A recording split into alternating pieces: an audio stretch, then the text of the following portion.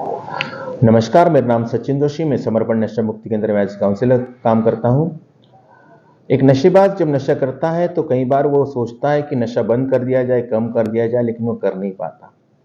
वो रोज इस चीज के बारे में सोचता है कि जीवन में परेशानियां हैं, टेंशन से, प्रॉब्लम से, दुख है, तकलीफें हैं और कई सारी ज़रूरतें हैं, इच्छा है, आकांक्षा है, सब जगह पे उसको दर्द महसूस होता है और वो नशे से वो परेशान होता है। वो नशा बंद करना चाहता है लेकिन कर नहीं पाता। उसका जो सॉल्यूशन है, जो आज मैं एक्सप्लेन करने की कोशिश करता हूं आपसे, उसका जो सिंपल सॉल्यूशन है, उसका सिंपल बातें कई बार कठिन हो जाती है आदमी को करने के लिए। सिंपल, ये SIMPLE, सिंपल, ये एक फॉर्मूला है जिसके यूज से आदमी नशा मुक्त जीवन जी सकता है। सिंपल में जो आदमी की इच्छा है कि नशा बंद करना है, S फॉर स्टॉप। अब वो बाहर अगर स्टॉप कर पाए तो ठीक है, अगर उसको जरूरत पड़े एक्सटर्नल फोर्स, मतलब जैसे कि नशा मुक्ति केंद्र, यहाँ पर उसकी नशा रोक भी दिया जाएगा, उसकी विड्रॉल मैनेजमेंट भी की जाएगी, उसको सपोर्टिंग दवाई भी दी जाएगी, सही माहौल भी मिलेगा। सिंपल में आता है एस फॉर स्टॉप। एन कारण प्रकार उसका नशा स्टॉप होना जरूरी है। कुछ भी हो जाए, अगर नशा स्टॉप नहीं किए तो आगे कुछ भी नहीं कर पाएंगे। तो सिंपल प्रोग्राम में एस फॉर स्टॉप होना जरूरी है। और कहीं ना कहीं यहाँ पर जब पिकअप होके आता है पेशेंट, कहीं ना कहीं उस पेशेंट को इस चीज का एहसास होना चाहिए, या उसका एहसास हो जाता है बाद में कुछ दिनों बाद, कि जहां पर जो पिकअप हुआ है वो उसके हित में ही हुआ है। यहां पर आने के बाद में पहला कदम हुआ स्टॉप, मतलब नशा रोक दिया गया। अंदर से जो है जहर जो अंदर शरीर में जा रहा है उसको रोक दिया गया।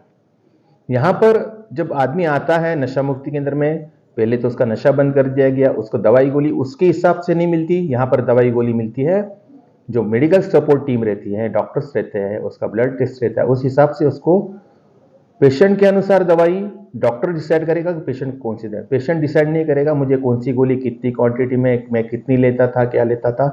ये सब आई फॉर इंटेलेक्चुअल का एरिया चालू हो जाता है। सिंपल में S for stop, I for intellectual.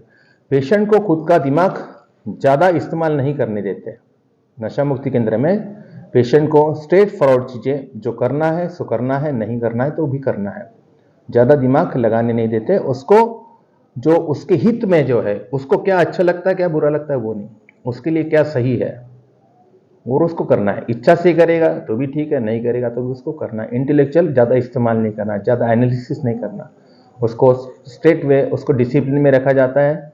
उसको इंटेलेक्चुअल ज़्यादा इस्तेमाल, स्ट्रेट वे चीज़ें करने के लिए कहा जाता है। इंटेलेक्चुअल मतलब जहाँ ज़रूरी नहीं है वहाँ पर आदमी अगर दिमाग लगाता है, तो इस सिंपल प्रोग्राम में जहाँ ज़रूरत नहीं है वहाँ दिमाग नहीं लगाओ आप तो बस प्रोसेस को फॉलो करो, ये उसको कहा जाता है। क्योंकि ये प्रोसेस जो है ये सक्सेसफुल प्रोसेस है, इससे ही सक्सेस होता है, आदमी रिकवरी की तरफ तभी जा सकता है। तो आदमी जहाँ ज़रूरी नहीं है, कौन कर रहा है कौन नहीं कर रहा है, हमारे परिवार में ये कर रहे हैं वो कर रहे हैं, हमारा दोस्त कर रहा था ये, ऐसा कभी नशा छूटता है क्या, धीरे धीरे नशा छूटता है, ये कहीं ना कहीं गैर जरूरी प्रश्न है, गैर जरूरी सोच है। नशा मुक्ति केंद्र में आए, आप अपना दिमाग थोड़ा सा जो एक्स्ट्रा दिमाग है वो साइड में रखो, और यहाँ पर इंटेलेक्चुअल यूज करने के बजाय आप सामान्य एक सिंपल तरीके से अपना जो रूटीन है, जो दवाई गोली मिल रही है वो लेना है। आपको कुछ प्रश्न आते हैं तो आप काउंसलर से डिस्कस कर सकते हो। यह इंटेलेक्चुअल लेवल पे ये काम किया जाता है। आपको सेशन समझना है, सेशन में आर्ग्यूमेंट नहीं करना। हाँ, सवाल आते हैं तो प्रॉपर सवाल आप कर सकते हो, लेकिन उसका एक बाकायदा तरीका होता है। उस हिसाब से आप आराम से अपनी जो क्यूरीज है, जो शंका है, वो करीब करीब 15-20 दिन जब आप सेशन अटेंड करोगे उसके बाद आप सवाल पूछ सकते हो। क्योंकि आप पहले तो चीज़ों को समझे फिर सवाल करें। समझने के पहले हफ्ते में कई लोग शुरुआत में ही सवाल करना शुरू कर देते हैं, तो उनको बोला जाता है कि आप 10-15 दिन क्लासेस लो, उसके बाद में आप सवाल कर सकते हैं। इंटेलेक्चुअल लेवल आर्ग्यूमेंट नहीं करना, इंटेलेक्चुअल लेवल पे काम करना मतलब ज़्यादा आर्ग्यूमेंट नहीं करना, ज़्यादा दिमाग नहीं लगाना, उसको आपको स्टॉप ही रखना है, ज़्यादा अपना खुद का दिमाग इस्तेमाल नहीं करना। यहाँ नशा मुक्ति के अंदर में जो स्टाफ है वो दिन रात नशेड़ियों के बीच में रहता है, उनकी फितरत, उनके बहाने सब कुछ जानता है। तो यहाँ पर एक चीज़ होती है, यहाँ पर नशा मुक्ति केंद्र में मैनिपुलेशन वो नहीं कर सकता, झोल चाल नहीं कर सकता, कुछ भी गलत बहाने बता के कुछ भी करना चाहे तो नहीं कर सकता, क्योंकि यहाँ का स्टाफ एक्सपीरियंस स्टाफ है। और जो नशेबाजों की हरकतों को जानता है, उनकी सोच को जानता है, और उस हिसाब से वो टैकल कर लेते हैं। एक्सपीरियंस काउंसलर्स है, एक्सपीरियंस स्टाफ है, मेडिकल टीम है, साइकेट्रिस्ट है, सब लोग यहाँ पर नशेबाजों के साथ में रहते हैं और उनको पता है कि कौन कौन क्या क्या बहाने दे सकता है, और इस हिसाब से मैनिपुलेशन उसको नहीं करने दिया जाता है। उसके ऊपर 24 आवर्स नजर रहती है, वो क्या करता है क्या नहीं करता है सब कुछ। तो यहाँ पर वो झोल झाल करने के लिए उसको बिल्कुल ही प्रतिबंधित किया जाता है। SIM, L for loneliness. नशा मुक्ति केंद्र में पेशेंट को कभी भी अकेला नहीं छोड़ा जाता, उसके साथ में हमेशा कोई ना कोई रहता है। क्लास में भी रहेगा, वार्ड में भी रहेगा, जहाँ जहाँ पर वो है कोई ना कोई उसके साथ, इवन प्राइवेट रूम में भी रहेगा, वहाँ पर एक आध पेशेंट और रह सकता है, लेकिन स्टाफ का एक आदमी उनके पास में ज़रूर रहता है, जो कि वो उसको अकेला नहीं रहना है। क्योंकि कहते हैं empty mind is devils workshop, उसमें शायद अपना पी रह गया, प्रोक्रास्टिनेशन, SIMP। प्रोक्रास्टिनेशन ये एक ऐसी चीज़ है, आगे ढकेलना चीज़ों को, जो ज़रूरी चीज़ें हैं उनको आगे ढकेलता है आदमी नशेबाज। जैसे बाहर जब था तो वो क्या सोचता था कि मैं कल से नशा बंद कर दूंगा, कल से कम कर दूंगा, आज कर लेता हूँ, मुझे ये काम करना है, ये कल करेंगे, ये शाम को करेंगे, ये बाद, जो इंपॉर्टेंट काम होते हैं उनको आगे ढकेलना। नशा मुक्ति केंद्र में जब आता है तो उसको प्रोक्रास्टिनेशन नहीं करने देते। एक 4-5 दिन या 8-10 दिन का उसका जब डिटॉक्स पीरियड चलता है, उसके बाद उसको रूटीन फॉलो करना है तो भी करना है, नहीं करना है तो भी उसको रूटीन फॉलो कराया जाता है। आगे अपन बात कर रहे थे लोनलीनेस के बारे में, उसको यहाँ पर अकेला बिल्कुल नहीं रहने देते, उसको साथ में हमेशा कोई ना कोई रहता है हेल्प के लिए, उसकी कुछ बातें सुनने के लिए। उसको अगर कुछ अपने मन में चल रहा है वो बताना है तो शेयरिंग के माध्यम से बता सकता है। अगर कुछ क्यूरीज है तो काउंसलर से बात कर सकता है, दूसरे पेशेंट से बात कर सकता है। हेल्प फॉर लोनलीनेस, वो अकेला नहीं रहेगा। और last but not the least, ego, SIMPLE, E for ego. नशा मुक्ति केंद्र में एहसास दिलाया जाता है कि एक नशेबाज को अहंकार करने जैसा उसके जीवन में कुछ नहीं है। उसको किस चीज का अहंकार है? उसने अपने आप को, अपने जीवन को बर्बाद किया, इस चीज का अहंकार है। माता पिता की जिम्मेदारी उसने उठाना चाहिए, माता पिता आज भी उसकी जिम्मेदारी उठा, इस चीज का अहंकार है। उसके अहंकार को पूरी तरह से जमीन पे लाया जाता है, या उसको बोलेंगे तोड़ दिया जाता है, कि उसको बेसिक पे लाया जाता है, रियलाइजेशन पे लाया जाता है कि भाई अहंकार करने जैसा कुछ काम तो तुम कर नहीं रहे थे, फिर अहंकार किस, मतलब जिसको हम कहते हैं अकड़। अकड़ जब तक नहीं टूटेगी उसकी, जब तक वो घुटने के बल नहीं आएगा, तब तक रिकवरी करना मुश्किल है। मैं तो यहाँ तक कहूँगा कि नामुमकिन है, क्योंकि अकड़ है तो वो कंडीशंस डालेगा। ईगोइस्टिक नेचर है, वो चीज़ों को सीखेगा नहीं, वो समझाने की कोशिश करेगा। अकड़ में आदमी लर्निंग प्रोसेस में नहीं हो, उसको लगता है कि मैं सही कर रहा हूँ, जो कर रहा था वो सही कर रहा था। लेकिन यहाँ का माहौल कुछ ऐसा है कि यहाँ पर आदमी की, जो पेशेंट आता है, कितना भी अकड़ वाला पेशेंट हो, किसी भी बैकग्राउंड से हो, ये माहौल में आने के बाद में नशा नहीं कर रहा है तो धीरे धीरे वो अकड़ से या ईगो से निकलकर वो स्वाभिमान की तरफ जाता है। क्योंकि इसमें 2-3 चीज़ों पे पैरेलली काम हो रहा है। एक तो स्टॉप, मतलब इस फॉर सिंपल में स्टॉप जो है उसका नशा बंद है, अंदर जहर आना बंद है, उसका ईगो वैसे ही थोड़ा सा कम हो जाता है। क्योंकि आदमी अगर नशा करता है तो ईगो 7वें आसमान पे रहता है।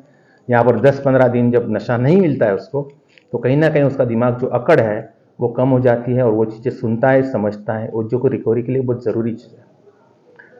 इंटेलेक्चुअल शुरुआत में दिमाग लगाता है। कहते हैं कि नशेबाज के सिंग हमेशा खड़े रहते हैं, सिंग आर्ग्यूमेंट करने के लिए वो हमेशा बेबस रहता है या हमेशा तैयार रहता है, बार बार छोटी छोटी चीज़ों की आर्ग्यूमेंट। लेकिन जैसे नशा बंद हो जाता है, आर्ग्यूमेंट करना भी बंद हो जाता है।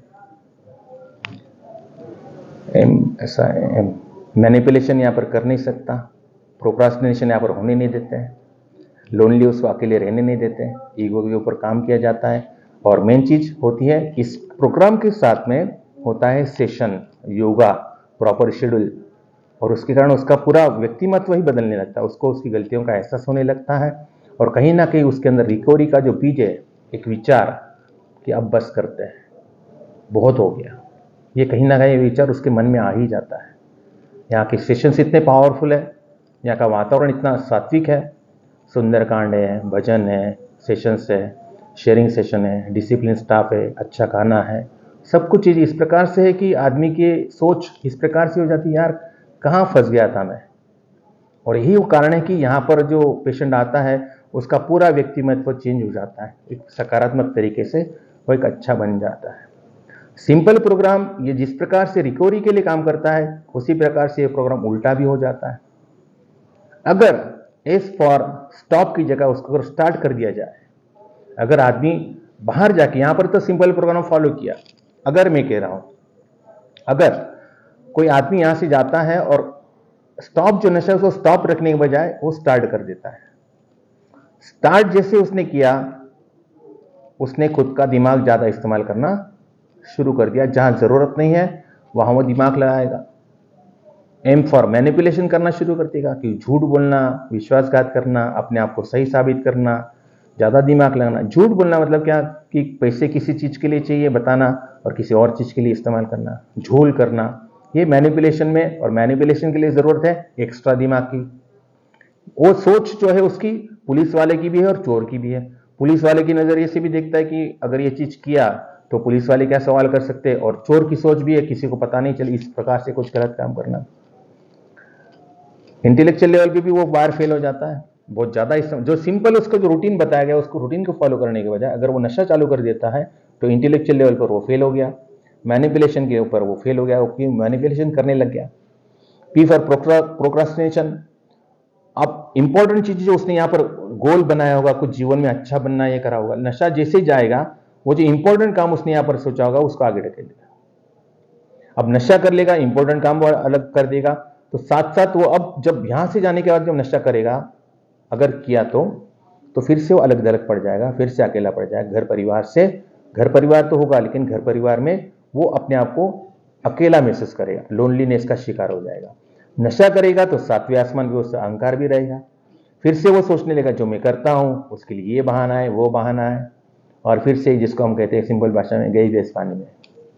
अगर ये प्रोग्राम सही तरीके से अमल में लाया जाए, एस फॉर स्टॉप, इंटेलेक्चुअल ज़्यादा जरूरी नहीं है, वहाँ दिमाग नहीं लगाना, एक सिंपल रूटीन फॉलो करना, मैनिपुलेशन नहीं करना, ऑनेस्ट रहना, प्रोक्रास्टिनेशन नहीं करना, अकेले नहीं रहना, बुक्स का सहारा ले सकते हो या अच्छी वीडियोस है, आप इंटरनेट से अच्छी अच्छी चीज़ें भी सीख सकते हो। लर्निंग प्रोसेस में आपको अगर खाली समय मिलता है, घर कोई नहीं है, तो आपका समय जो है आपके साथ में एक अच्छा दोस्त आपका मोबाइल भी हो सकता है जिसके अंदर आप अच्छी अच्छी जानकारी, अच्छी अच्छी वीडियोस, स्पिरिचुअल वीडियोस भी देख सकते हैं। अकेले रहोगे, गलत संगत में चले जाओगे, प्रोग्राम दोनों तरफ काम करता है। अभी हमको सोचना है हर एक व्यक्ति यहाँ पर रिकवर हो जाएगा। ये प्रोग्राम जो यहाँ पर फॉलो किया गया उसके साथ साथ हाउ प्रोग्राम, हॉल्ट प्रोग्राम, ये जीवन भर आगे बढ़ाना। जब तक सिंपल प्रोग्राम सही तरीके से चलता है तब तक तो आदमी रिकवरी करेगा।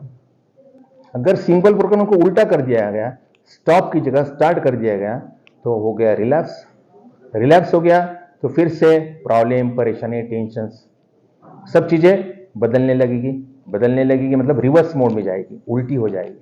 और उल्टी हो जाएगी जो कुछ प्लानिंग वानिंग किया होगा वो कुछ होना जाना है नहीं। फिर से वो फ्रस्ट्रेशन, डिप्रेशन, एंगर, रिसेंटमेंट में चला जाएगा, निगेटिव इमोशंस में चला जाएगा। कहीं ना कहीं सिंपल प्रोग्राम को सिंपल तरीके से, एक साधारण तरीके से अपने आप के साथ में ऑनेस्ट रहना और अपने जीवन को बेहतर बनाने की तरफ ऑनेस्ट, सेल्फिश रहेंगे तो रिकवरी कर पाएंगे। रीज़न फॉर रिकवरी ज़रूर ढूंढे कि मुझे नशा क्यों छोड़ना है, मुझे नशा क्यों नहीं करना है, नशा करूंगा तो क्या होगा, नहीं करेंगे तो क्या होगा, करूंगा तो क्या खो दूंगा, नहीं करूंगा तो क्या क्या मिल सकता है, इसका ड्रीम बनाओ। सिंपल प्रोग्राम का यूज़ करो, हॉल्ट का यूज़ करो, हाउ का यूज़ करो, डेली इन्वेंटरी लेना, उसके बाद में मीटिंग्स में जाना, स्पिरिचुअल ग्रुप में जाना, एक अच्छा 8-1 घंटे का नौकरी कहीं पे। रूटीन एक ज़रूरी चीज़ है, सुबह से शाम तक रूटीन होना। रूटीन आपको सिखाता है कि मुझे क्या करना है, तो अननेसेसरी जो नहीं चीज़ें करना है वो तो हट जाएगी। मुझे सुबह उठने के बाद शाम तक मुझे क्या करना है ये पता होना चाहिए। तो ये रूटीन बहुत काम में आएगा। सिंपल प्रोग्राम के साथ साथ रूटीन भी ज़रूरी है जो आपके लिए रिकवरी के लिए एक महत्वपूर्ण चीज़ होगी। इसमें और भी जानकारी ऐड करेंगे अगली वीडियो में। नमस्कार।